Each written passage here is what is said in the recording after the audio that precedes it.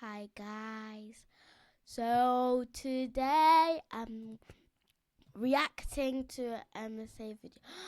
I didn't do this for so long.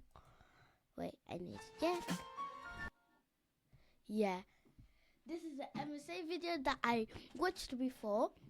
Yeah, it's called I Robbed a Billionaire and they still worship me. So I already watched this. I think they had a different name. Yeah, now they changed the video's name. But let's start. 3, 2, 1. Hi, I'm Anna Sorokin, aka Anna Delvey. Con artist? Maybe. Opportunist? Definitely. Icon? Obviously. Anyway, I grew up in a drab, working-class Russian town where I fantasized about a completely different, much more glamorous existence. I refused to turn out like my boring, generic parents. Nope, I was going to pursue fame and fortune, no matter the cost. In high school, I got pretty good at designing my own clothes. And honestly, people noticed.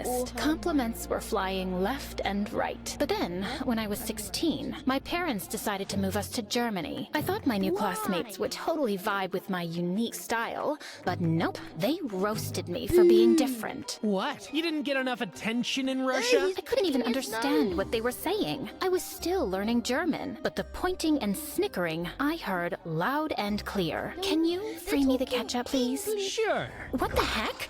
You said free the ketchup. Just then, I grabbed my harmonica bottle, taking a sip before casually playing a tune on the cap's built-in harmonica. I wasn't even thinking about it, just something I did. But suddenly, all eyes were on me. Wait, what was that? What was what? The bottle. You played it like a harmonica. Oh, yeah. It's a water bottle and a harmonica, obviously. That's insane. I need one. By the next week, I had ordered a few bottles for them from Amazon. that's They a acted all lot. grateful. For a while, I thought, maybe this is it. Maybe they'll start being nice to me. Then, a few days later... So, aren't any left from the ones you gave us? Can I have yours? It's for... My sister. Every time when there's an ad, I get a word. For my sister. I hesitated, but handed it over, thinking this has to be a turning point. Spoiler alert, it wasn't. They stayed mean. By the way, grab your harmonica bottle from the link in the description, guys. Way could I let them see me cry. They'd tear me apart. So I bolted to the bathroom and let it all out. But as I sat there, staring at the same ugly black loafers peeking out from the stalls, it hit me. They're the ones who have it all wrong. Just small town shit with zero taste. Me? I had the big dreams. They didn't hate me. They were just jealous. When I was 18, I was accepted into the prestigious Central St. Martin. So guys, this is a story about you.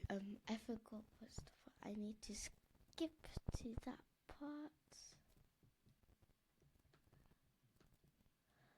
Let it all out. But as I sat there, staring at the same ugly black loafers peeking out from the stalls, it hit me. They're the ones who have it all wrong. Just small town shit with zero taste. So even when you look ugly, you are beautiful in the inside and outside.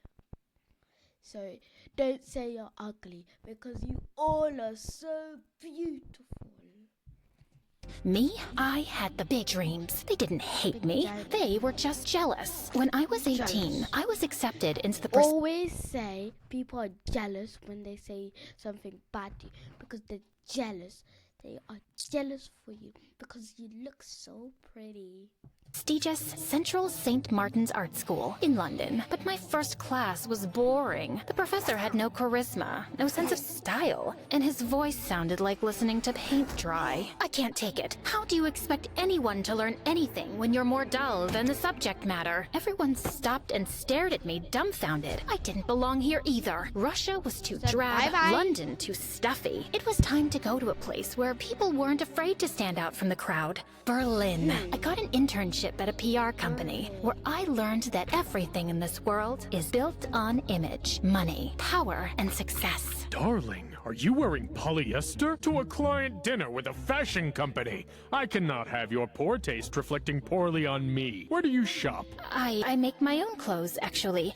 It's cheaper. Interesting. Very interesting. I could tell my boss totally lost respect for me after that. No one takes a poor person seriously. Ugh, I quit the internship before I could get fired. I was ready to fake it till I made it. It was time to inhabit the successful fashionista I would one day become. I moved to Paris with $20 in my pocket to pursue an internship with Purple magazine. My great aunt was the first woman in our family to wear a tube top in Russia. She was so counterculture. Let me bring that love of the bold to your magazine. You won't regret it. It worked. I was hired on the spot. But Paris was expensive for a 20-year-old, and $400 a month wasn't enough to fake being glamorous. So I asked for a job and didn't get it.